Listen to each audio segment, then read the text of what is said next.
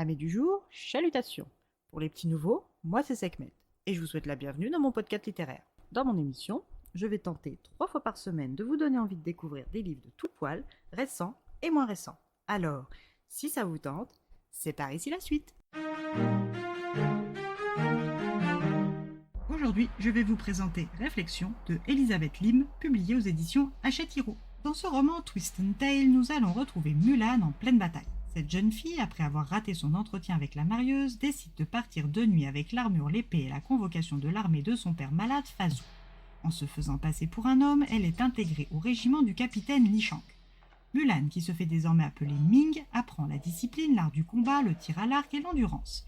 Elle progresse et tisse des liens d'amitié et de confiance avec ses camarades Yao, Ling, Chengpo et son chef Shang. Les Huns, dirigés par Shang Yu, se dirigent droit sur la Chine.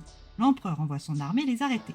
Les batailles successives ont fait beaucoup de morts côté chinois et la bataille du col de Tangshao risque d'avoir raison du peu de soldats restants. Dans l'unité du capitaine Li, seuls Yao, Ling, Chengpo et Ming sont encore en mesure de se battre. Mais à eux 5 et avec un unique canon, face à une centaine de Huns, leur fin est toute proche.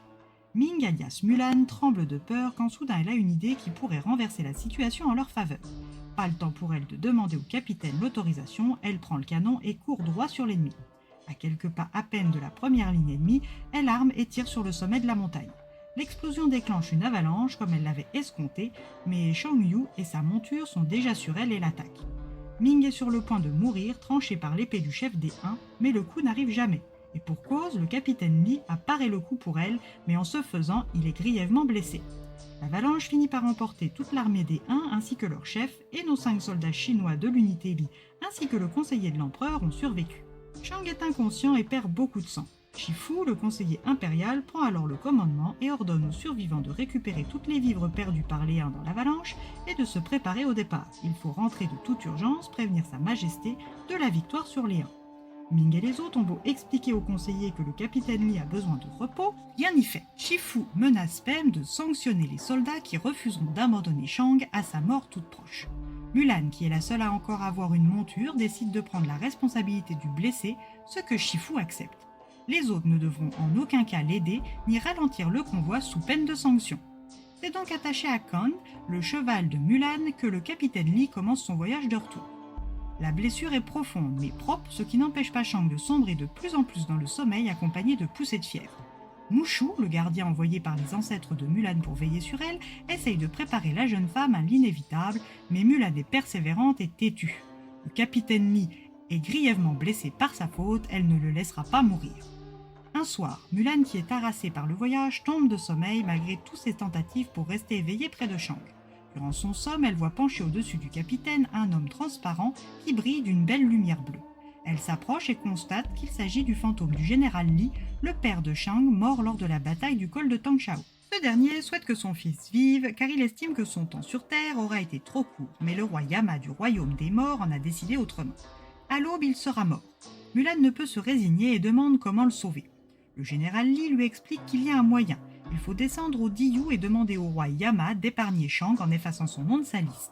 Mulan accepte d'y aller et pour l'aider, le général Li assigne son ancien protecteur Shishi, un gardien en pierre à l'apparence d'un lion chinois. Mulan se réveille et sans réveiller Mushu ou Kriki, son criquet porte-bonheur, rejoint Shishi pour sa mission au royaume des morts. Le lion ouvre un passage qui les mène directement dans une grotte sombre encerclée par des démons prêts à les éliminer sans sommation.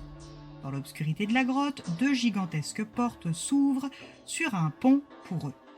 Mulan, qui se fait toujours passer pour Ming et Shishi, traverse. Devant le pont sans retour, des démons les mettent en garde. Ce pont ne porte pas ce nom-là pour rien. Mais nos 2 sauveteurs en mission s'en moquent et le traversent. Arrivés au Diyu, Shishi et Mulan doivent au plus vite voir le roi. Shishi, en gardien sûr de lui, dirige Mulan et arrive près du bureau de Yama, puis l'interpelle. Le roi, qui n'est pas habitué à être apostrophé, ne réagit pas avant quelques minutes, puis leur dit de retourner faire la queue. Shishi, qui depuis son arrivée dans le royaume de Yama a pris vie, insiste, se retrouvant changé de nouveau en pierre. Mulan essaye à son tour de plaider sa cause, mais ne fait que s'enliser. L'insistance de Mulan finit par titiller la curiosité du roi qui lui propose alors un marché.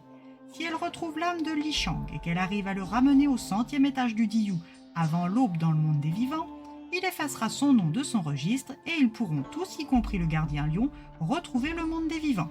Si elle n'y parvient pas dans les temps, Li Shang se réincarnera comme prévu et elle deviendra sa prisonnière pour l'éternité sans jamais avoir la possibilité de se réincarner ou de monter au paradis. Pour sauver Shang, Mulan est prête à tout. Elle accepte sans aucune hésitation. Yama est surpris et admiratif. Il lui restitue Shishi sous sa forme animale et lui ouvre les portes du royaume. À elle de faire de son mieux maintenant.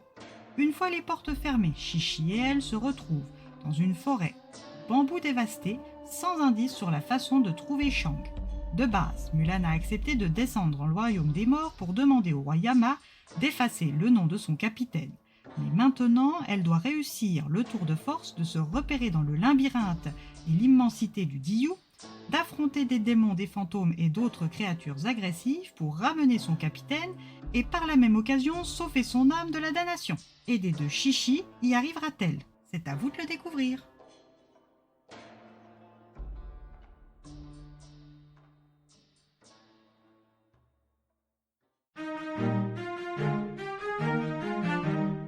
Un livre que j'ai dévoré en un après-midi et qui me conforte dans ma préférence pour Mulan comme princesse Disney favorite.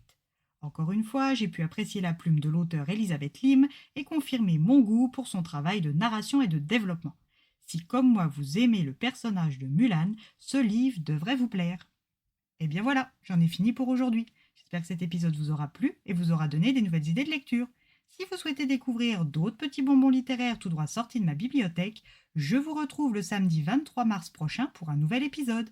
Et si d'ici là je vous manque de trop, vous connaissez le chemin sur Instagram, @leslectures de Sekhmet. On vous y attend. Sur ce, chalut les amis et à la prochaine.